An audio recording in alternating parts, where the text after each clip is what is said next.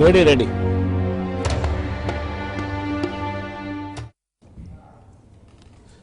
નમસ્કાર દર્શક મિત્રો, કોવિડ હમણાં છેલ્લા 6 મહિનાથી મહિનામાં 2-3 વખત આપણા કાન પર ન અથડાય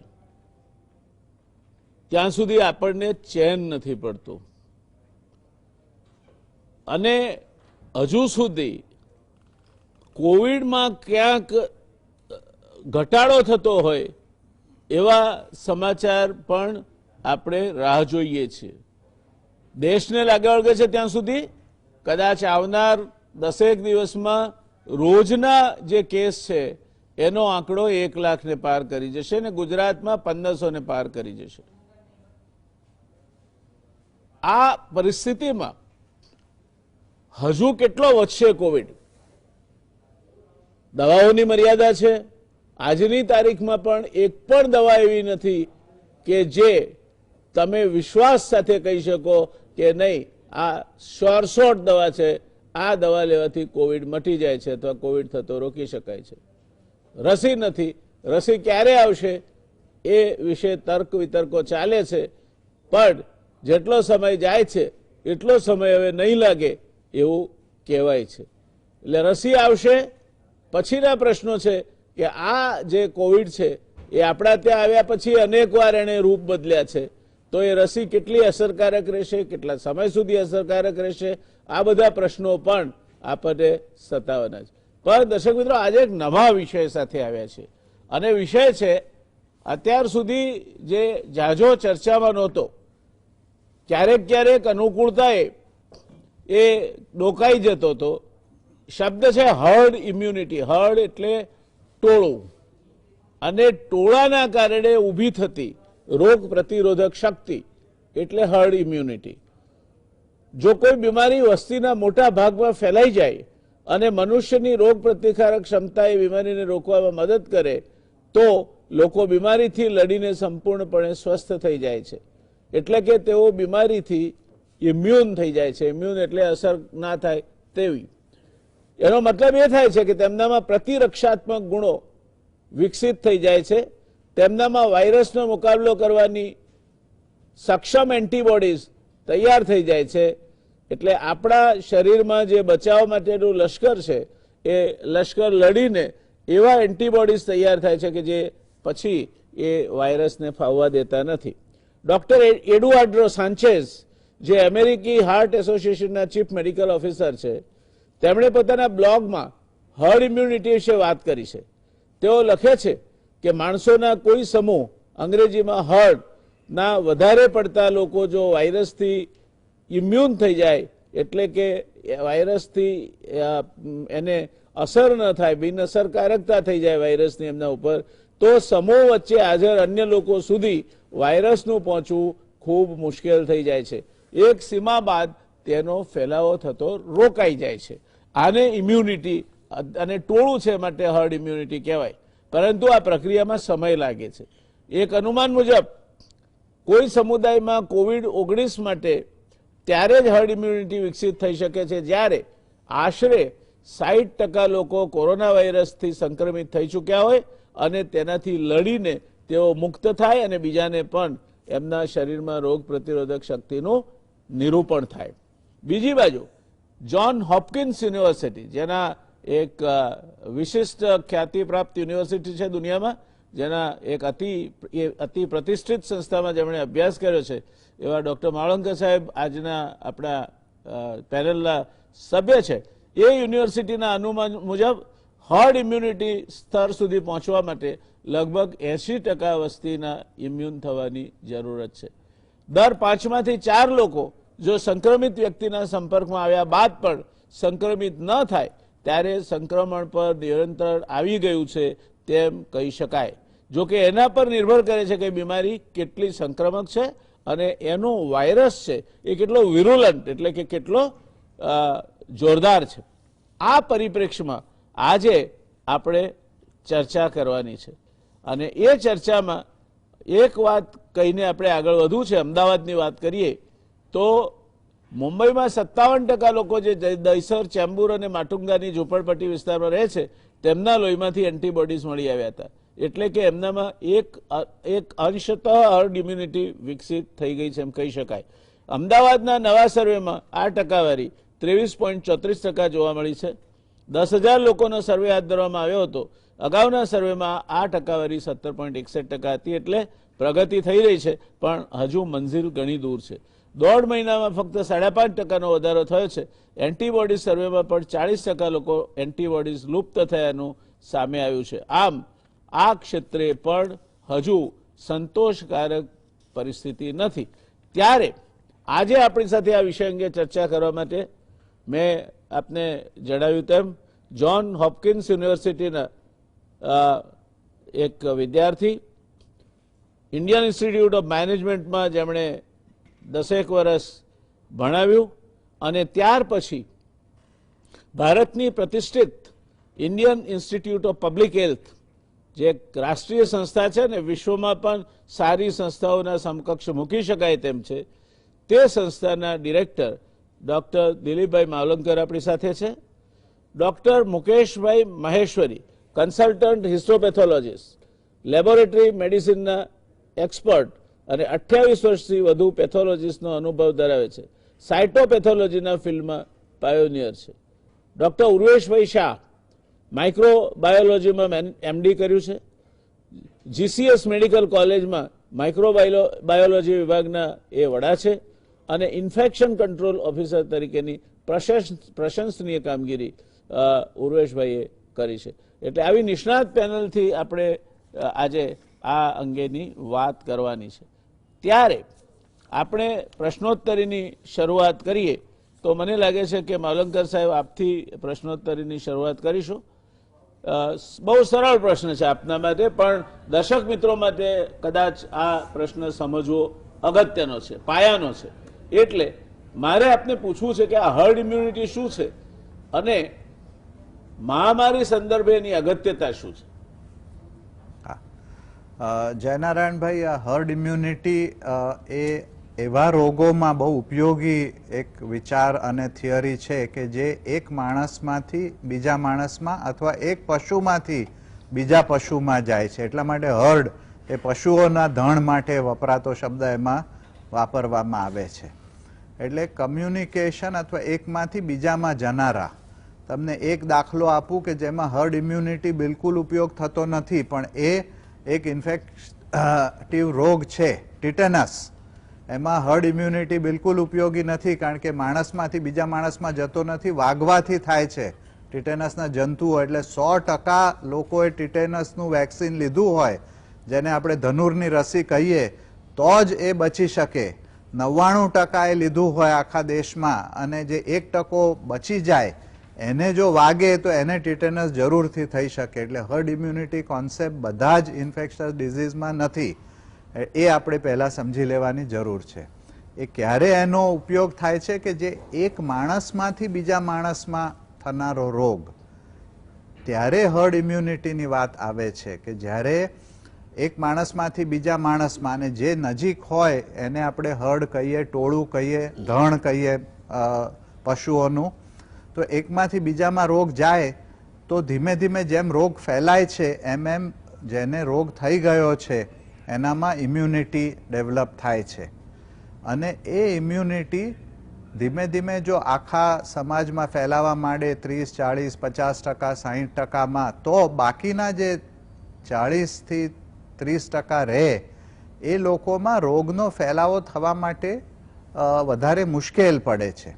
એનું કારણ એ છે કે ધારો કે આપણે 4 જણ અહીંયા બેઠા છીએ, એમાંથી એક જણને રોગ થયો છે પણ બાકી 2ને એનું સંક્રમણ નથી, અને ત્રીજા ચોથા ભાઈને પણ એનો રોગ થયો નથી. તો પછી એકમાંથી બીજામાં જવામાં મુશ્કેલી એટલા માટે પડે કે વચ્ચે જે માણસો હોય એ ઇમ્યુન હોય અથવા એમને રોગ ન થઈ શકે એવી પરિસ્થિતિ હોય, તો એનાથી એ રોગ અટકી જાય છે, બીજા સુધી પહોંચી શકતો નથી. એટલે એને આપણે હર્ડ ઇમ્યુનિટી કહીએ છીએ.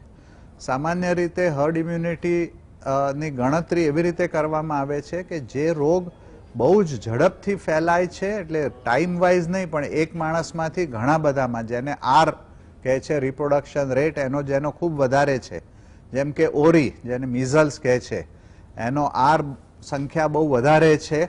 એટલે જ્યાં સુધી 80-90% સુધી બાળકોમાં એની રસી ન આપી હોય તો એ રોગ અટકી શકતો નથી.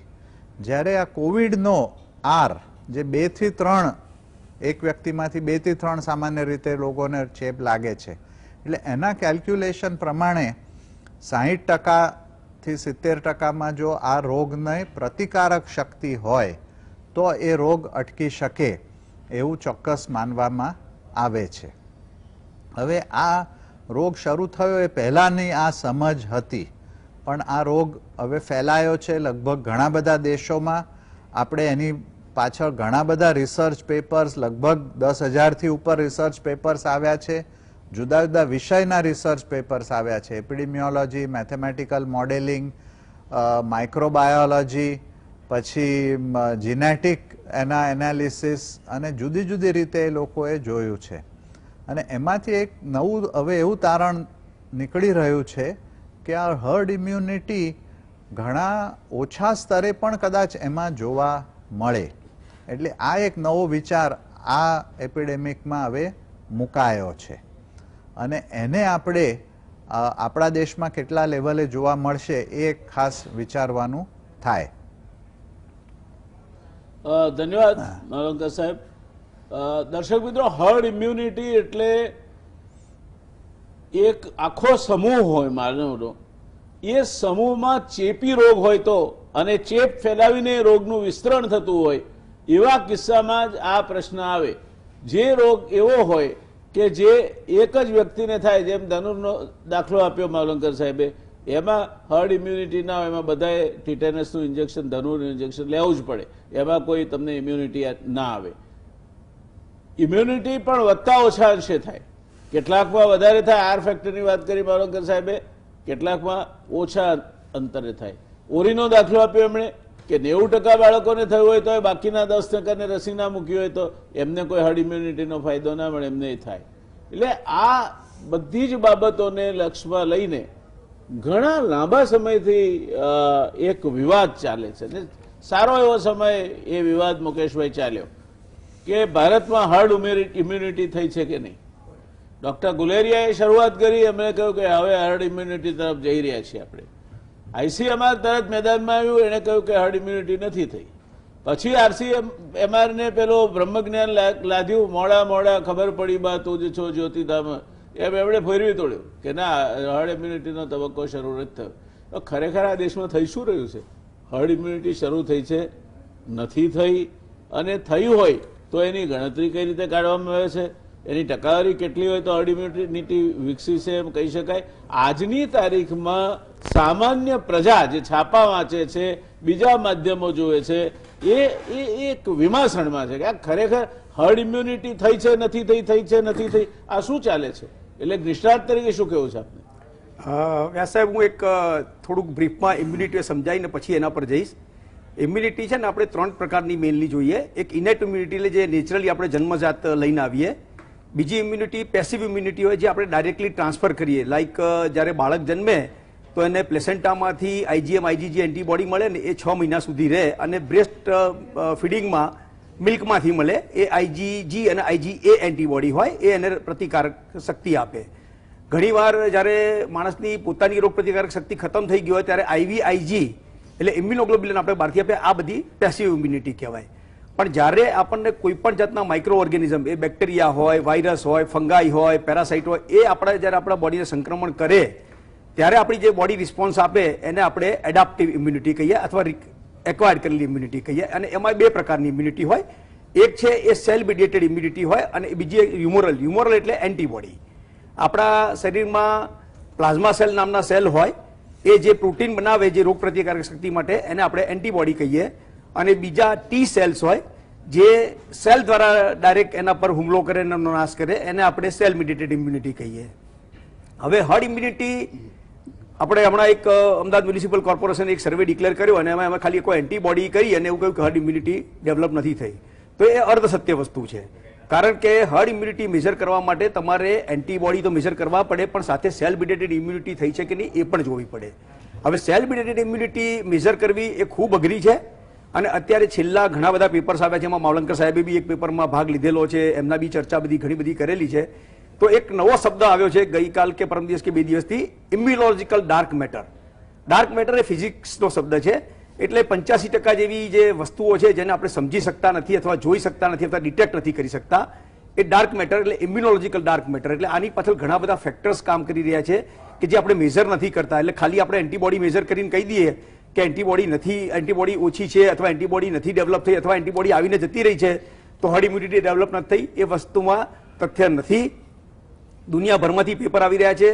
નોબેલ પારિતોષિક વિજેતા માઇકલ લેવિટે મે મહિનામાં ફોરકાસ્ટ કરી હતી કે કોરોનાનું સંક્રમણ થાય છે ત્યાં એક્સપોનેન્શિયલ ગ્રોથ નથી થતો, એટલે એકદમ તૂટી નથી પડતો. કે ધેટ મીન્સ કે કંઈક એવું ફેક્ટર છે કે જે આપણને બચાવી રહ્યું છે. તો એ બચાવી રહેલા ફેક્ટર માટે કાર્લ ફિસ્ટન જે લંડનમાં સાયન્ટિસ્ટ છે અને એમનું સારું મેથેમેટિકલ મોડેલ છે, સ્વીડનના એક સાયન્ટિસ્ટ છે બ્રિટન, આ બધાની સાથે માવલંકર સાહેબે તો કામ કરેલું જ છે અને ચર્ચા પણ કરતા હોય છે. એમને લોકોએ એક નવો કન્સેપ્ટ ફ્લોટ કર્યો છે કે 50% લોકોમાં આ સંક્રમણ ક્યારે થવાનું નથી. એમની રેન્જ છે 40 થી 80%ની, પણ આપણે એવરેજ મૂકીએ તો 50% લોકોને સંક્રમણ થવાનું નથી. અને એમાં મલ્ટિપલ ફેક્ટર્સ ભાગ ભજવે છે. મલ્ટિપલ ફેક્ટર્સમાં એક એવું છે કે આપણે જે કોરોના વાયરસની વાત કરીએ, SARS-CoV-2 છે, એના સિવાય SARS-CoV-1 2003માં આવેલો, MERS 2011 થી 13માં આવેલો, પણ એના સિવાય 4 બીજા કોરોના વાયરસ છે જે માણસોને અફેક્ટ કરે છે.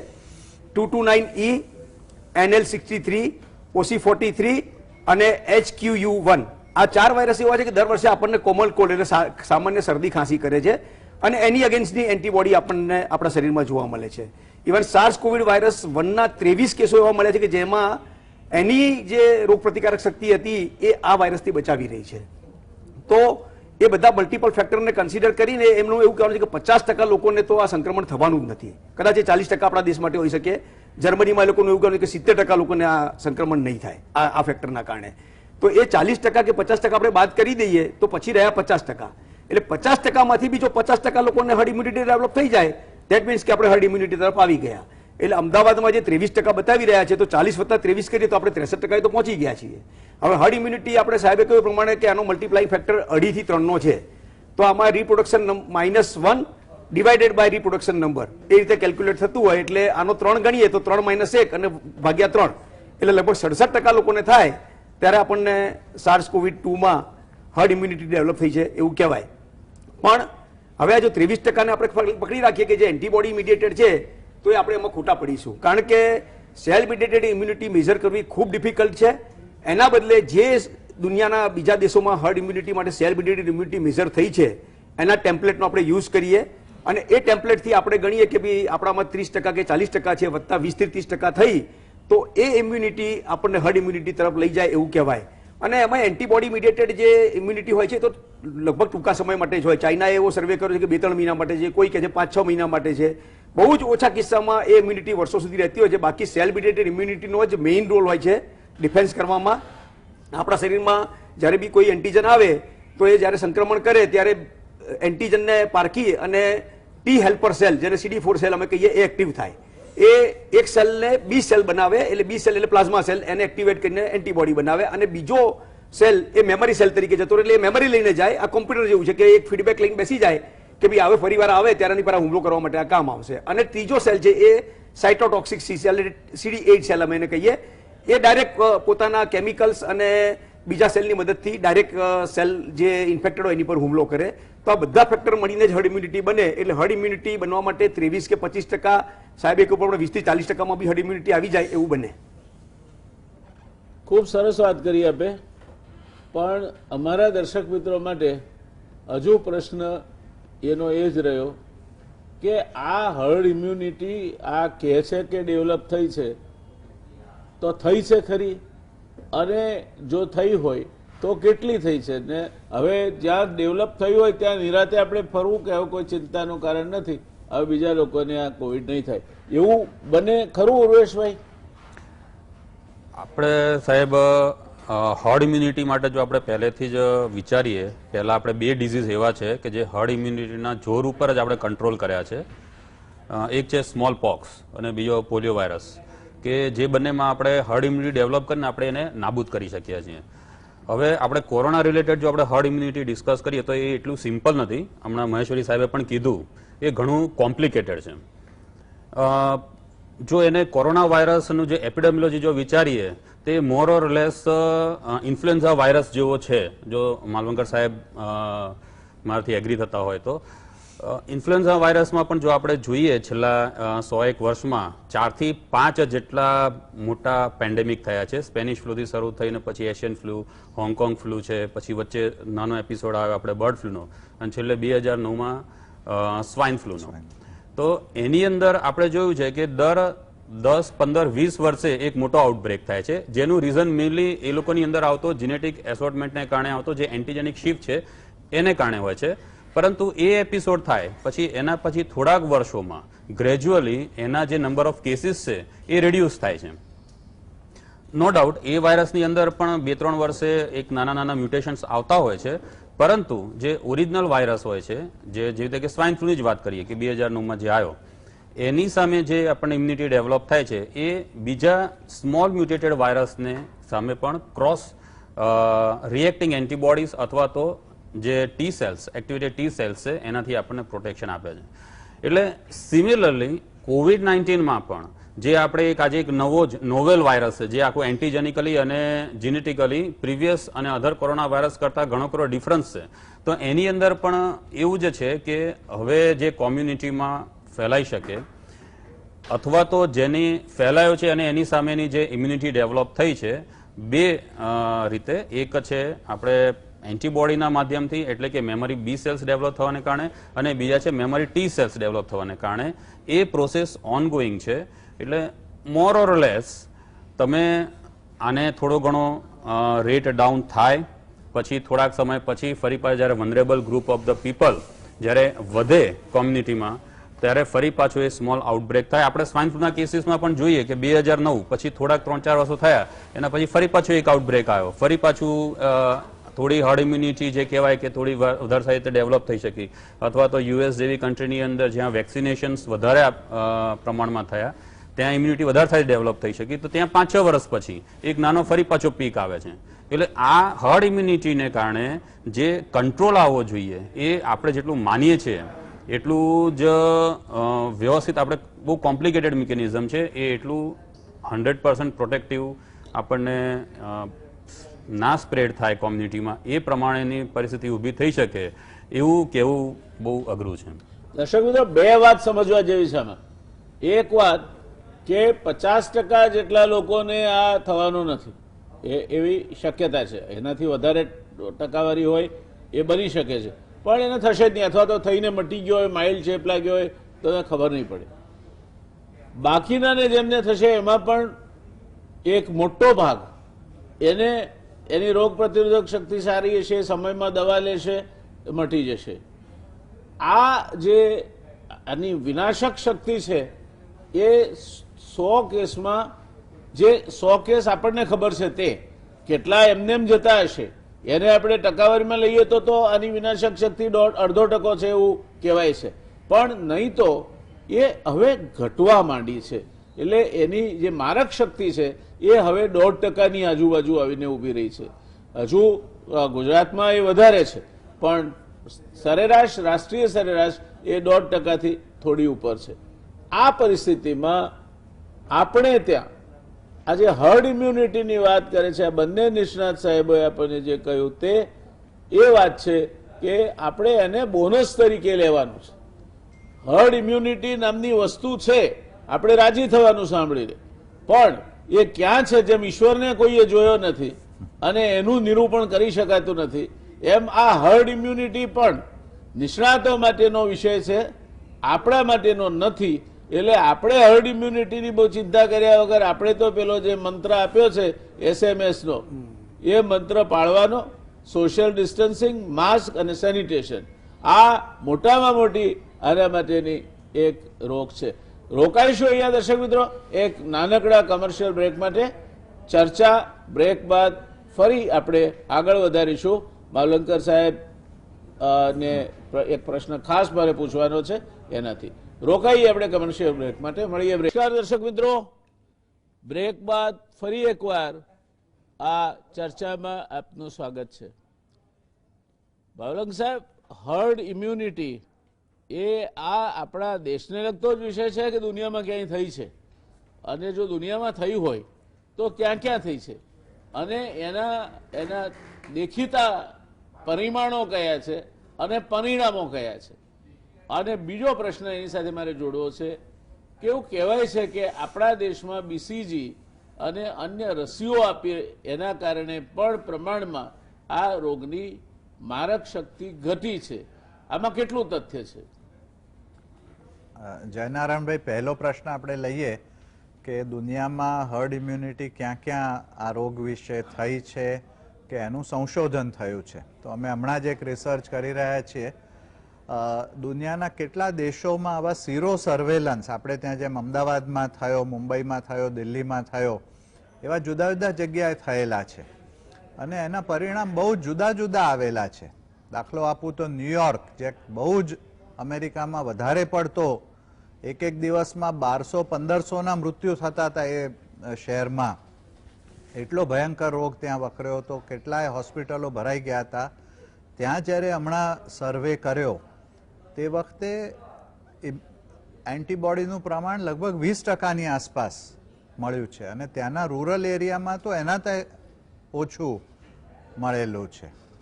અને છતાંય ત્યાં ન્યુયોર્કમાં આ રોગ લગભગ હવે શમી ગયો છે એવું કહી શકાય. ઘણા બધા હોસ્પિટલો ખાલી થઈ ગયા છે, કેસોનું પ્રમાણ બી ઘણું ઓછું થઈ ગયું છે, મૃત્યુ પણ ઓછા થઈ ગયા છે. એટલે 20% ઇમ્યુનિટી આવતા એ રોગ ત્યાં અટકી ગયો છે. એવું જ એક મોડેલ હમણાં જ ખૂબ ચર્ચામાં છે એ સ્વીડન, અને પહેલા બી આપણે આ પ્રોગ્રામમાં એકવાર સ્વીડનના પ્રોફેસર સાથે પણ વાત કરી હતી.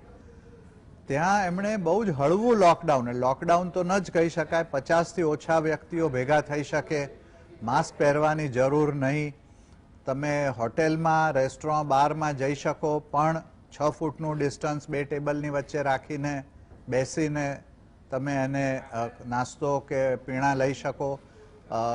શાળાઓ નાના છોકરાઓની ચાલુ, મોટા છોકરાઓની શાળા અને કોલેજ બંધ, એવી રીતનો આખો એક એમણે પ્રયત્ન કર્યો હતો. અને જે ઘરથી કામ કરી શકે એ બાકી ઓફિસો ને બધું જ ચાલુ હતું.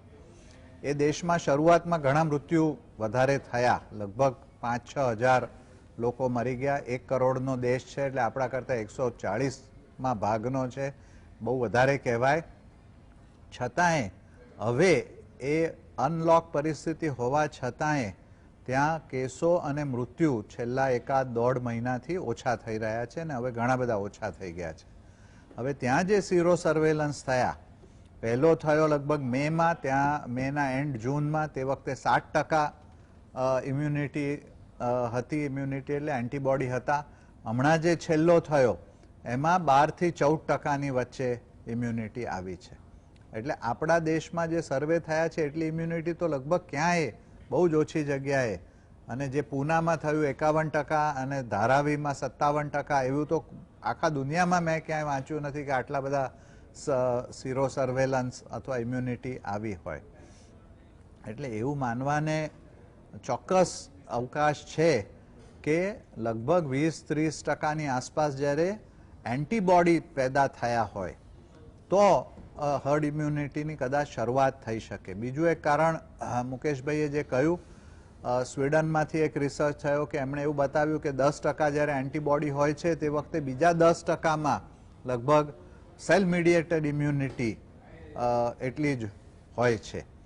એટલે જેમ તમને સામાન્ય શબ્દોમાં હું વિચાર કરતો તો કઈ રીતે સમજાવી શકાય, આપણા દેશ પર આક્રમણ અટકાવવા માટે ટેરરિઝમ કહો, ચીનનું કહો, પાકિસ્તાનનું કહો, બીજા લોકોનું કહો, તો આપણી પાસે કેટલા બધા જુદા જુદા ટાઈપની વ્યવસ્થા છે.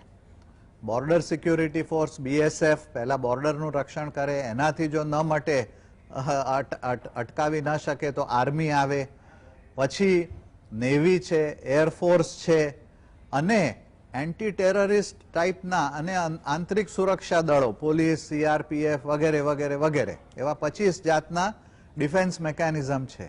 તો આપણા શરીરમાં પણ એવી જ રીતના જુદા જુદા ડિફેન્સ મેકેનિઝમ છે, ફક્ત એન્ટીબોડી એક નથી.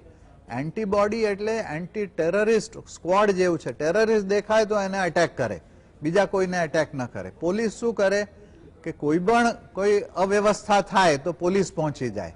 પોલીસ જો ન કરી શકે તો પછી બીજા પેરામિલિટરી ફોર્सेस જાય. એવી જ રીતે આખી પેથોલોજીની અને બોડીની આખી રચના, ઇમ્યુનિટી સિસ્ટમ એટલી બધી સરસ ગોઠવાયેલી છે. અનફોર્ચ્યુનેટલી આપણે એમાંથી એક જ માપી શકીએ છીએ, જે એન્ટીબોડી માપી શકીએ છીએ, બીજા બધા માપી નથી શકતા. હવે એ ઇફેક્ટિવ છે કે નહીં એનું એક બીજું માપણ એપિડેમિયોલોજિસ્ટ એવી રીતે કરે છે કે રોગ અટકાવવાનું શરૂ થયું, રોગ જે વધતો તો એ ઘટવા માંડ્યો, તો એનો અર્થ એવો થયો કે આપણે જે પગલાં લીધા એનાથી અને કોઈક પ્રકારની ઇમ્યુનિટીથી એ રોગ ઘટ્યો. જેમ આપણે સેન્ટ્રલ અમદાવાદ લઈએ, એપ્રિલમાં આખું ભડકે બળતું હતું એવી પરિસ્થિતિ હતી. રોજના સેંકડો કેસ થાય, મૃત્યુ પણ થતા હતા ખૂબ વધારે. પણ મે એન્ડ જૂન સુધી એમાંથી લગભગ બહુ જ ઓછા થઈ ગયા. પછી રોગ અમદાવાદના જુદા જુદા બીજા વિસ્તારોમાં ફેલાયો. હવે ત્યાં બી ધીમે ધીમે ઓછો થઈ રહ્યો છે. ધારાવીનો દાખલો લઈએ, લગભગ 10 લાખની વસ્તી ત્યાં છે. એમાં રોગ વકર્યો, 3000 કેસ થયા. પણ એ પછી જે પગલાં લીધા મુંબઈ સરકારે, મુંબઈ કોર્પોરેશને, એને લીધે અને જે રોગ એમાં અજાણતા ફેલાયો, એટલે સબ ક્લિનિકલ અથવા એસિમ્પ્ટોમેટિક, જેને કોઈ લક્ષણ નથી પણ રોગ ફેલાઈ રહ્યો છે, એવા જે કેસ થયા, કેસ તો ન કહી શકાય પણ એવો સંક્રમણ થયું, એમાં જોવામાં આવ્યું કે લગભગ 57%, એટલે ધારાવીમાં 10 લાખની પોપ્યુલેશન ગણીએ તો લગભગ 5.5 લાખ લોકોને એનું સંક્રમણ થયું. પણ આપણે કેસ કેટલા પકડાયા? તો 3000 જ કેસ પકડાયા.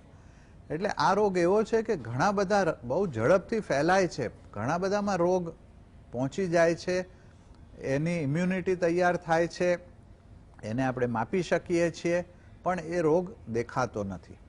એક બીજું ઉદાહરણ આપું કે ઇમ્યુનિટી કઈ રીતે કામ કરે છે.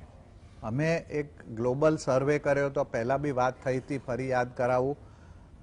જે ઘરમાં કેસ થયો છે, ધારો કે આપણે એવું માની લઈએ કે બધાને જ રોગ થઈ શકે, તો એક ઘરમાં એક કેસ થયો અને 5 જણ હોય તો એ 5-5ને રોગ થઈ જવો જોઈએ, 10 હોય તો 10ને થઈ જવું જોઈએ, 15 હોય તો 15ને થવું જોઈએ, અને 2 હોય તો બંનેને થઈ જવું જોઈએ. પણ એવું બનતું નથી, કારણ કે ઘરમાં તો સોશિયલ ડિસ્ટન્સિંગ નથી, કોઈ માસ્ક નથી પહેરતું, પતિ પત્ની તો એક જ ખાટલામાં સૂઈ જાય છે, અને ઘણા ઘર જ એટલા નાના હોય છે. મુંબઈમાં તો લગભગ 30% એવા ઘરનો સર્વે છે કે જેમાં એક જ રૂમમાં 5 થી વધારે માણસો રહેતા હોય છે. હવે એમાં સોશિયલ ડિસ્ટન્સનો કોઈ અવકાશ જ નથી. ધારાવીમાં તમે જુઓ તો એક ઉપર એક ઘર સ્લમ્સ બનાવેલા છે. એટલે એવી જગ્યાએ પણ રોગ બધાને નથી ફેલાતો. અમારું સ્ટડી બતાવે છે કે એક ઘરમાં એક જણને થયો તો બીજા બાકીના રહેલામાંથી 10 થી 20%ને એ રોગ ફેલાઈ શકે છે. એટલે 80 થી 90%ને એમાં નથી ફેલાતો. અમે એક હમણાં બીજો સ્ટડી કર્યો છે જે હજુ પબ્લિશ થવાનો બાકી છે, પણ તમને એના ટૂંકમાં કહું કે જે ઘરમાં ડેથ થયું છે, મૃત્યુ થયું છે, એ ઘરમાં પણ બધાને, એટલે બહુ જ ભારે રોગ એ ઘરમાં આવ્યો છે, પણ એમાં બી બધાને થતો નથી. એમાં 25%ને થયો છે, 75%ને નથી થયો. તો આમને કેમ નથી થયો? તો એમાં આ બધી જાતની ઇમ્યુનિટીનો કંઈક રોલ ચોક્કસ હશે, કારણ કે એમને એક્સપોઝર તો બહુ જ છે. લોકો પહેલાં સાદો તાવ માનીને ઘરે દવા લે, પછી એ તાવ ન મટે, ખાંસી ન મટે તો બાજુની દુકાનમાંથી દવા લે, એ ન મટે તો લોકલ ડૉક્ટર પાસેથી દવા લે, ત્યારે જે વખતે 4-5 દિવસમાં ન મટે પછી કોવિડનો ટેસ્ટ કરાવવા જાય અને એ પકડાય. અને તાવ આવતા પહેલાં 2 દિવસ સુધી સંશોધન બતાવે છે કે એ માણસ બીજા માણસને રોગ આપી શકે છે, અથવા એનો ઇન્ફેક્શસ કહેવાય, અથવા સંક્રમણ, ચેપી એ માણસ હોય છે, છતાં એટલો રોગ ફેલાતો નથી. એટલે એ પણ એક પુરાવો છે કે આ રોગ સામે ઘણા લોકોમાં અમુક જાતના તત્વો કહો, ઇમ્યુનિટી કહો, રોગ પ્રતિકારક શક્તિ કહો કે એવી રહેલી છે, અને એને લીધે હર્ડ ઇમ્યુનિટી માટે કદાચ 60-70% બધાને ચેપ લાગવાની જરૂર પણ ન પડે. એ એક સારું પાસું આપણને આમાંથી જુદા જુદા સંશોધનમાંથી દેખાઈ રહ્યું છે. ટ્યુબરક્લોસિસની રસી બાબતમાં શું કેવું છે? હા, એ આપનો બીજો પ્રશ્ન હતો. આપણે ટ્યુબરક્યુલોસિસ, મલેરિયા એવા બધા બી હાઇપોથેસિસ થઈ કે આ જુદી જુદી રસીઓથી પ્રોટેક્શન મળે છે. એ કહેવું બહુ મુશ્કેલ છે. અમુક એવા ઉદાહરણ મળે છે. વચ્ચે એક એવું હતું કે સ્પેન અને પોર્ચુગલ બંને એકબીજાની પાસે છે યુરોપમાં, પણ એક જગ્યાએ રસી અપાય છે, બીજા દેશમાં નથી અપાતી, અને બંને જગ્યાએ રોગનો બહુ જ બહોળો તફાવત જોવા મળ્યો હતો, અને એના પરથી આ હાઇપોથેસિસ શરૂ થઈ. એ રસી ઉપરાંત મને તો એવું માનવામાં આવે છે કે આપણે ત્યાં બધા ઘણા જ વાયરસીસ, રોગ, બીજા બધા બેક્ટેરિયા એ પણ બહુ જ ફેલાય છે, અને એને લીધે કદાચ આપણામાં જનરલ એક પ્રોટેક્શન વધારે આવે છે. બીજો એક દાખલો આપું કે આ રોગ એવો છે કે જે મંત્રીઓને, મુખ્યમંત્રીઓને, કેબિનેટ મંત્રીઓને, ફિલ્મ સ્ટારને, મોટી કંપનીઓના સીઈઓ અને ઓનર કે જે મોટા મોટા બંગલામાં રહેતા હોય, બધા જ જાતનું પ્રોટેક્શન હોય, એ લોકોને થઈ શકે છે. પણ તમે ગુલબાઈ ટેકરાના સ્લમમાં કેટલા કેસ થયા? ધારાવીમાં મેં તમને ગણાવ્યું 10 લાખની પોપ્યુલેશનમાંથી ફક્ત 3000 કેસ થયા. એટલે સ્લમના લોકોમાં પણ હું ચોક્કસ એવું માનું છું કે એવું એક ઇમ્યુનિટી છે કે જેનાથી એમાં રોગ ફેલાતો નથી. આજે તમે કન્ટેનમેન્ટ ઝોનના નામ વાંચો, છાપામાં આવી રહ્યા છે. કોઈ બંગલા, કોઈ ફ્લેટ, કોઈ અપાર્ટમેન્ટ, ક્યાંય એવું નામ નથી આવતું કે ભુદરપુરાના આ સ્લમમાં કે આ ગુપ્તાનગરના આ વાસમાં કે આ જગ્યાએ કન્ટેનમેન્ટ થયું છે. તો જ્યાં સોશિયલ ડિસ્ટન્સિંગ પોસિબલ જ નથી, જ્યાં માસ્ક પણ પોસિબલ બહુ જ ઓછા હશે, કદાચ પહેરતા હશે, નહીં પહેરતા હોય, હાથ ધોવાનું પાણી, પીવાનું પાણીની મુશ્કેલી ઘણીવાર હોય છે, હાથ ધોવાનું તો દૂર રહ્યું, એવી જગ્યાએ રોગ ફેલાયેલો એવું છાપામાં આવતું નથી. આંકડા પણ એવું કંઈ આપણને મળતા નથી, એટલે દેખાતા નથી. પણ મોટી મોટી સોસાયટીઓમાં, બંગલાઓમાં, ફ્લેટમાં, સિનેમા સ્ટારના ઘર સુધી આ રોગ પહોંચી શકે છે. એટલે આનું સંક્રમણ જે રીતે થઈ રહ્યું છે બધામાં જ ફેલાય છે, પણ ઘણા બધા લોકોમાં, અને ગરીબ લોકોમાં તો ખાસ, એવી વધારે ઇમ્યુનિટી છે કે જેનાથી એમને આ રોગનો બહુ ભયંકર પ્રકારનો રોગ થતો નથી, હોસ્પિટલમાં દાખલ થવાની જરૂર પડતી નથી. એક ચોક્કસ એક નવું પાસું એમાં કહી શકાય. નોર્મલી એવું આપણે માનીએ કે ગરીબોમાં બધા જ રોગ વધારે થાય, પણ આ રોગ એવો નથી લાગતો. એટલે મેં તો એનું એક નવું નામ આપ્યું છે કે આ વીઆઈપી વાયરસ છે, કે વીઆઈપીઓને વધારે લાગે છે.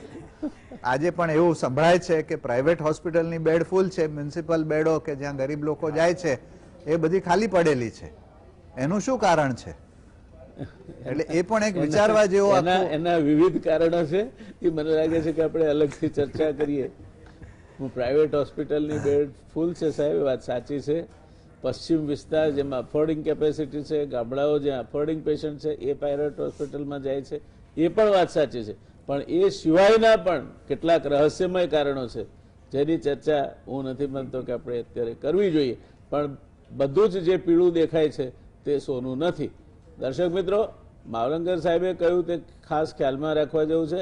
પણ આ હર્ડ ઇમ્યુનિટી અથવા તો બાકીના કોઈ વિશ્વાસમાં રહીને ભલે મૃત્યુદર 1% છે, પણ એ 1%માં આપણે આવી જઈએ તો આપણા માટે 100% થઈ જાય. એટલે એની કાળજી આપણે રાખવાની છે. એક વસ્તુ આ રોગ બાબતમાં નિશ્ચિતપણે કહી શકાય, આ ત્રણેય નિષ્ણાતો પણ એ સાથે સંમત છે કે હજુ સુધી પણ દુનિયામાં કે આ દેશમાં આ રોગને પૂરેપૂરો આપણે ઓળખી શક્યા નથી. 100 વર્ષનો હમણાં જ એક કેસ આવ્યો કે બધી જ કોમોર્બિડિટી ધરાવતો માણસ આમાંથી સાજો થઈને પાછો આવ્યો, અને કોઈ કોમોર્બિડિટી ના હોય, મોર્બિડિટી ના હોય એવો 28 વર્ષનો યુવાન આ રોગમાં ખલાસ થઈ ગયો. એટલે આ રોગ નહીં સમજાતો રોગ છે ને, જ્યારે ન સમજાય ત્યારે ભયથી એનાથી દૂર રહેવું આપણે, એ સારામાં સારી એના માટેની એક સ્ટ્રેટેજી છે. મુકેશભાઈ, અમુક દેશોમાં માસ્ક સામે આંદોલનો ચાલ્યા છે. માસ્ક નહીં પહેરીએ, માસ્ક સામે બહુ મોટા પાયે દેખાવો થાય છે. તો આ ખરેખર કયા કારણથી, આ શું એવી વસ્તુ છે કે જે લોકો માસ્ક પહેરવા સામે વિરોધ કરે છે? અને એની આપણા દેશમાં જો આપણા ત્યાં બે જાતના લોકો હોય છે દર્શક મિત્રો, એક લોકો માસ્ક પહેરતા જ નથી, એટલે એમને બહુ ચિંતા નથી. પાનના ગલ્લે, ચાની લારીએ ટેસરાથી ઊભા હોય છે, થશે તારે જોયું જશે. બીજી કેટેગરી છે એ માસ્ક પહેરે છે પણ દાઢીથી નીચે પહેરે છે, એટલે એ માસ્ક પોલીસ માટે હોય છે, દેખાય આવતા તો ચડાવી દેવાનો. ત્રીજી કેટેગરી છે એ મોં ઢાંકે છે પણ નાક નથી ઢાંકતી, અને ચોથી કેટેગરી છે એ મોં ને નાક બંને ઢાંકે છે. આ માસ્ક પહેરવો હોય તો મોં ને નાક બંને ઢંકાય તે રીતે પહેરજો.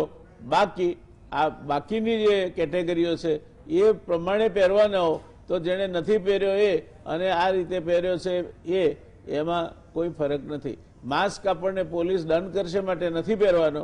માસ્ક આપણા નાક અને મોંમાંથી આ રોગ પ્રવેશે છે એ ના પ્રવેશે માટે પહેરવાનો છે. એ વાત ગઈ વગાડીને મેં અગાઉ પણ કહી છે, આજે ફરી એકવાર કહું છું. તો મુકેશભાઈ, આ માસ્ક બાબતમાં શું કહેવું છે આપનું? સર, એમાં એવું છે કે માસ્ક તો કમ્પલસરી પહેરવો જ જોઈએ, કારણ કે આ વાયરસની એન્ટ્રી છે એ આપણા મોં વાટે અને નાક વાટે જ થાય છે. એટલે જો માસ્ક પહેરીશું તો જ આપણે આનાથી બચી શકીશું, નહીં તો આપણને ગમે ત્યારે સંક્રમણ લાગશે. કારણ કે પહેલા એવી વાત આવી કે વાયરસ હવામાં નથી, ફરી વાત આવી કે વાયરસ હવામાં છે. બીજું શું છે કે આપણે લોકોને પોતાને ટેવ હોય છે કે ગમે ત્યારે હાથ લઈ અને આપણે આંખને મોઢાને અડતા હોઈએ છીએ, એટલે ક્યાંય આપણે સરફેસ પર લાગ્યો વાયરસ તો તરત આપણા પર જવાનો છે. એટલે માસ્ક તો પહેરવો જ જોઈએ. અમેરિકા અને અમુક યુરોપિયન દેશોમાં એની સામે દેખાવો થયા આપે કહ્યું એ પ્રમાણે, કારણ કે એ લોકો એવું કહેતા હતા કે તમે અમારી સ્વતંત્રતા નહીં છીનવી શકો. પણ એનું રિઝલ્ટ આપણે જોયું છે કે અમેરિકા અને યુરોપમાં વાયરસનું સંક્રમણ એટલું બધું ફેલાયું અને એટલું બધું ફેલાયું કે એમની હોસ્પિટલો એના માટે તૈયાર નથી, અને ઢગલાબંધ પેશન્ટ હોસ્પિટલ તરફ આવ્યા. હોસ્પિટલો મેનેજ ના કરી શકી, મોર્ટાલિટી રેટ ખૂબ ઊંચો જતો રહ્યો. ઇટાલીમાં અને યુકેમાં તો 10 થી 15% જેટલા મોર્ટાલિટી રેટ છે, જે આપણે ત્યાં 1.5% જેટલો છે. 1.5% લોકો જ આપણે ત્યાં આ વાયરસના કારણે ગુજરી જાય, ત્યાં લોકો 10% લોકો ગુજરી જાય. ઇવન અમેરિકા જેવો એફ્લુએન્ટ કન્ટ્રી કે જેની પાસે સંસાધનોની કોઈ જ કમી નથી, ત્યાં તમે જુઓ તો 60 લાખમાંથી અત્યારે લગભગ મને લાગે છે 2 લાખ લોકોના મૃત્યુ થયા છે. એટલે 3-3.5% જેટલો રેટ છે. એ થવાનું એક મોટું રીઝન એ માસ્ક છે. ત્યાં લોકો માસ્ક પહેરતા નથી, મોલમાં જાય છે, પાર્ટીઓ કરે છે, બીચ ઉપર જાય છે. એ કોઈ પણ રીતે અલાઉ ના હોવું જોઈએ, અને માણસે દરેકે સમજવાની જરૂર છે કે ભાઈ આ માસ્ક બીજા માટે આપે કહ્યું પ્રમાણે પોલીસ માટે નથી, આપણા પોતાના માટે છે. માસ્ક પહેરીશું તો જ બચીશું. સોશિયલ ડિસ્ટન્સિંગ રાખીશું. આપણે કહ્યું પ્રમાણે SMS પ્રમાણે અમે બીજા 3 C કહીએ છીએ કે 3 C એટલે 1 C is for close contact, 2nd C is for confined area, એટલે તમારે કોઈ કન્ફાઇન્ડ એરિયા ઓફિસ હોય એમાં તમારે એરેશન એ ટાઈપનું રાખવું જોઈએ. અને ત્રીજો C અમે એ રીતે કહીએ કે ભાઈ આપણે કોઈ બી કોન્ટેક્ટમાં જે લાઈવ કોન્ટેક્ટમાં એકદમ નજીકમાં ના રહેવું. લાઈક અમે લોકો જ્યારે પેશન્ટને જોવા જઈએ તો એના એકદમ નજીક ના જઈએ એ ટાઈપનું. એટલે અમે 3 C ના પાડતા હોઈએ છીએ. એટલે માસ્ક તો પહેરવો જ જોઈએ, અને માસ્કની વિરુદ્ધમાં કોઈ પણ દેખાવ કરતું હોય કે કોઈ એના માટે કરતું હોય તે ખોટી વાત છે. Thank you. ઉર્વેશભાઈ, આ રસી અંગેની વાતો ચાલે છે, તો આ હર્ડ ઇમ્યુનિટીની પરિસ્થિતિમાં વેક્સિનનો શું રોલ હોઈ શકે? અને વેક્સિન એ જુદા જુદા પ્રકારની હોય છે, તો એના શું અસર કે પ્રતિભાવ જોવા મળે, અને આપણે કેટલા આશાવાદી બની શકીએ વેક્સિન અંગે? મેં ગઈ વખતે પણ પહેલા પણ કીધું હતું કે હર્ડ ઇમ્યુનિટી ડેવલપ થવા માટે રસીનો ફાળો બહુ મોટો છે. કારણ કે રસી એટલે આપણે એમાં શું કરીએ છીએ, વેક્સિનથી આપણે ઇન્ડિવિજ્યુઅલમાં આર્ટિફિશિયલ એક પ્રકારનું ઇન્ફેક્શન ઇન્ટ્રોડ્યુસ કરીએ છીએ કે જેને કારણે વાયરસ એટલો નબળો થઈ ગયો હોય છે કે જે ડિઝીઝ નથી પ્રોડ્યુસ કરતો બોડીમાં, પણ એની સામે એની ઇમ્યુનિટી ડેવલપ કરી શકે છે. એટલે વેક્સિનનો રોલ ખરેખર ખૂબ જ છે. અને કોરોના માટે જો વાત કરીએ તો અત્યાર સુધીમાં આપણે સાંભળ્યું હશે કે ઘણી બધી વેક્સિન્સ ટ્રાયલ્સમાં જે અમુક જે છે ફેઝ 2 ટ્રાયલમાં છે, અમુક ફેઝ 3 ટ્રાયલ્સમાં છે. કોરોનામાં એક પ્રોબ્લેમ એ છે કે લાઈવ એટેન્યુટેડ વેક્સિન આની અંદર ડેવલપ કરી શકાતી નથી, કારણ કે એને એટેન્યુટેડ, લાઈવ એટેન્યુટેડ એટલે વાયરસ નબળો પાડીને જે વેક્સિન ડેવલપ કરવાની હોય છે એ આમાં ખૂબ જ અઘરું છે. એટલા માટે કાં તો આપણે કિલ્ડ વેક્સિન ડેવલપ કરી શકીએ, અથવા તો હવે જે નોવેલ ટેકનોલોજી આવી છે કે જેની અંદર કોરોનાના જીન લઈ અને આપણે એડિનો વાયરસમાં અથવા તો કોઈ પણ બીજા એક પ્લાઝમિડ ડીએનએમાં ઇન્ટ્રોડ્યુસ કરી અને એમાંથી એ જ આપણે ઇન્ડિવિજ્યુઅલના બોડીમાં ઇન્જેક્ટ કરીએ તો આપણને લાઈવ એટેન્યુટેડ વાયરસ જેવો જ રિસ્પોન્સ મળે, અને જેનાથી આપણને ખૂબ જ સારી ઇમ્યુનિટી બંને ટાઈપની સેલ મીડિયેટેડ અને હ્યુમરલ ઇમ્યુનિટી ડેવલપ થઈ શકે. એવા પ્રયત્નો ચાલી રહ્યા છે અને અત્યાર સુધીના જે રિઝલ્ટ્સ આવ્યા છે ફેઝ 2 અને ફેઝ 3 ટ્રાયલમાં એ ઘણા ખરા પોઝિટિવ રિઝલ્ટ્સ આવ્યા છે. નો ડાઉટ હજુ ફેઝ 3 ટ્રાયલ કમ્પ્લીટ થવાને વાર છે, એટલે મે બી આપણને 2-3 મહિના કે કદાચ વધારે સમય લાગી શકે અમુક વેક્સિન ડેવલપ થવામાં, પણ અત્યારે તો દેખાઈ રહ્યું છે કે કદાચ આપણને એક સારી વેક્સિન મળી શકે. એની સાથે સાહેબ હું એક માલુંકર સાહેબે જે વાત કરી અને આપણે ક્વેશ્ચન પૂછ્યો તો બીજી વેક્સિન્સ નું શું અસર થાય, એમાં હાઇપોથેસિસની સાથે સાહેબ એક હું તથ્ય પણ જાણવા માંગીશ કે વાયરસની અંદર ઇમ્યુનિટી, એન્ટીબોડી અને સેલ મીડિયેટેડ ઉપરાંત બીજું એક છે ઇન્ટરફેરોન. કોઈ પણ એક વાયરસનું ઇન્ફેક્શન થાય બોડીમાં ત્યારે એને રિસ્પોન્સમાં બોડી ઇન્ટરફેરોન પ્રોડ્યુસ કરે અને આ જે ઇન્ટરફેરોન છે એ બીજા અન્ય વાયરસની સામે પણ પ્રોટેક્શન આપતા હોય છે. એટલા માટે જે બીજે અન્ય વાયરસની વેક્સિન્સ છે એ થોડા ઘણા અંશે એમાં કમ્પ્લીટ રિસ્પોન્સ મળે કે એવું નથી, પણ થોડા ઘણા અંશે એ ઇન્ટરફેરોન પ્રોડક્શનથી પ્રોટેક્શન આપી શકે. અને આવું જ આપણે ઓબ્ઝર્વ કર્યું છે કે કેમ બાળકોમાં ડિઝીઝ બહુ ઓછા પ્રમાણમાં ડેવલપ થાય છે અથવા તો માઇલ્ડ થાય છે. એનું રીઝન પણ એ છે, એ સાહેબે જ એમના એક સેન્ટેન્સમાં કીધું હતું કે રિપીટેડ ઇન્ફેક્શન, બાળકોમાં રિપીટેડ વાયરલ ઇન્ફેક્શન ઘણો થતું હોય છે, એટલે એની અંદર આ જે ઇન્ટરફેરોન પ્રોડક્શન છે, ઇન્ટરફેરોન આલ્ફા, બીટા અને ગેમા હોય છે, એના પ્રોડક્શનની માત્રા થોડીક વધારે થાય છે અને જેને કારણે એ કોરોના સામે પણ આપણને થોડુંક પ્રોટેક્શન આપે છે. એટલે આ જે ક્રોસ રિસ્પોન્સ જે કહેવાય, ક્રોસ રિએક્ટિવિટી છે, it is not due to the antibodies કે સીએમઆઈ, પણ એટલે ઇન્ટરફેરોનને કારણે. એટલે આવી રીતે પણ આપણને ઇમ્યુનિટી મળી શકતી હોય છે. એકવાર કોઈને કોવિડ થયો હોય અને મટી જાય, સામાન્ય રીતે આપણે જોયું છે કે સ્વાઇન ફ્લૂના કેસમાં એકવાર ચેપ લાગ્યો હોય, સ્વાઇન ફ્લૂ થાય, મટી જાય તો that itself is a vaccine. કોવિડના કેસમાં એકવાર થયો હોય અને મટી જાય પછી બીજી વાર થાય ખરો? બહુ ઓછા કેસ, કદાચ એક અમદાવાદમાં પણ હમણાં જ એક આપણે કેસ નોંધાયો હતો કે જેની અંદર રીઇન્ફેક્શન થાય છે, પણ એ બહુ જ ઓછું છે. અત્યાર સુધીમાં આપણે જોયા કે કરોડ ઉપર ઘણા બધા કેસીસ અત્યાર સુધીમાં થઈ ચૂક્યા છે, પણ રીઇન્ફેક્શનનો રેટ એટલો જોવા નથી મળ્યો. એટલે ધેટ ઇટસેલ્ફ સજેસ્ટ કે રીઇન્ફેક્શનના ચાન્સીસ કોવિડમાં ઘણા ઓછા છે. એના માટે આપણે જે સીરો સર્વેલન્સ કરીએ છીએ, જેમાં આપણે એન્ટીબોડી ડિટેક્ટ કરીએ છીએ, તો એમાં પણ સાહેબ એક વાત કહેવા માંગીશ કે સીરો સર્વેલન્સનો અત્યારે જે સમય છે એ અત્યારે આપણે ઓગસ્ટ સુધી ગણીએ તો બરાબર છે. હવે આપણે સીરો સર્વેલન્સથી હર્ડ ઇમ્યુનિટી મેઝર કરીએ એવું હવે લોજિક સેટ થતું નથી, કારણ કે આપણે જે સીરો સર્વેલન્સમાં ડિટેક્ટ કરીએ છીએ આઈજીજી એન્ટીબોડી અને આઈજીએમ એન્ટીબોડી. આઈજીએમ એન્ટીબોડી તો એનો પ્લાઝમા હાફ લાઈફ 5 દિવસ, એટલે ઇન્ફેક્શન થયાના 21 દિવસની અંદર તો ટોટલી નોન ડિટેક્ટેબલ થઈ જાય. જ્યારે આઈજીજી એન્ટીબોડી છે એની હાફ લાઈફ 21 દિવસ છે, એટલે એ પણ ઇન્ફેક્શન થયાના મેક્સિમમ 3 મહિના કે 4 મહિના સુધી ડિટેક્ટ થતા હોય. એટલે આપણે અત્યારે કોઈનું મેઝર કરીએ અને એન્ટીબોડી ડિટેક્ટ ના કરી શકીએ એનો મતલબ એવું નથી કે ઇન્ફેક્શન થયું હોઈ શકે કે 4 મહિના પહેલા થયું હોય. એટલે એન્ટીબોડી પ્રોટેક્શન માટે જરૂર નથી, પણ એન્ટીબોડી પ્રોડક્ટ કરતા જે એના મિકેનિઝમ્સ છે, જે મેમરી બી સેલ્સ છે, એ તો પેશન્ટના બોડીમાં રહે જ છે અને એ લાંબો સમય એ પેશન્ટને ઇમ્યુનિટી પ્રોવાઈડ કરે જ છે. એટલે કોવિડમાં પણ આપણે એવું માનીએ છીએ કે ઇન્ફેક્શન થયા પછી અને જો પોસિબલી આપણને સારી વેક્સિન મળે તો એના પછી આપણને લોંગ ટર્મ ઇમ્યુનિટી મળી શકે. Thank you. દર્શક મિત્રો, એકવાર કોવિડ થયો એટલે સામાન્ય રીતે બીજી વાર નહીં થાય, પણ નહીં જ થાય એવું નથી. એટલે એકવાર કોવિડ થયો હોય ત્યાર પછી બીજી વાર ક્યાંય પણ 0.01% પણ એના લક્ષણો ફરી દેખાવા માંડે તો તમારે પોલીસની થિયરી અપનાવવી, જે એવું માને છે કે દરેક વ્યક્તિ ગુનેગાર છે જ્યાં સુધી એ પોતાની જાતને નિર્દોષ પુરવાર ન કરે ત્યાં સુધી. એમ દરેક માણસ જેને આના કોવિડના લક્ષણો છે એને કોવિડ થયો છે જ્યાં સુધી ટેસ્ટમાં એ નેગેટિવ ન આવે ત્યાં સુધી. એટલે મુકેશભાઈ, મારે તમને પૂછવું છે કે આ પ્લાઝમા થેરાપી અને કોવિડ માટેનો જે બીજા ટેસ્ટ છે, એન્ટીબોડીથી માંડીને પીસીઆર ને જે ગણો તે, એમાં પ્લાઝમા થેરાપીની અસર કેવી રહે અને કેટલી રિલાયબલ? અત્યાર સુધીમાં હવે પ્લાઝમા થેરાપીના ઘણા બધા કેસીસ આપણે જોવા મળ્યા છે. અને કોવિડ માટે સૌથી વધુ આધારભૂત ટેસ્ટ કયો? સર એમાં એવું છે કે આરટીપીસીઆર ગોલ્ડ સ્ટાન્ડર્ડ ટેસ્ટ છે, કારણ કે આપણે એમાં એના જીનેટિક સ્ટ્રક્ચરને શોધતા હોઈએ છીએ અને એમાં પણ 4 જીન આપણે અત્યારે જોઈએ છીએ. એનો ઈ એન્ટીજન એ બધા સાર્સ વાયરસ માટેનો છે, આરડીઆરપી જીન જોઈએ છે, એન જીન જોઈએ છીએ અને ઓએફ જીન જોઈએ છે. આ બધા 4 જીન જોઈએ છે. એટલે એ જો જીન પોઝિટિવ આવે દેટ મીન્સ કે 100% માણસ પોઝિટિવ છે. એમાં ફોલ્સ પોઝિટિવ ટેસ્ટ આવવાની શક્યતા નીલ હોય છે. અને બીજી વસ્તુ કે જો આપણે જ્યારે સેમ્પલ લીધું હોય, પ્રોપર ટાઈમિંગ મેન્ટેન કર્યો હોય, પ્રોપર રીતે સેમ્પલ લીધું હોય, તો આ જે 70%ની વાત છે 70%ની પણ 90% સુધી ટેસ્ટ પોઝિટિવ આવે અને આવવો જ જોઈએ. એટલે આરટીપીસીઆર એ ગોલ્ડ સ્ટાન્ડર્ડ ટેસ્ટ છે.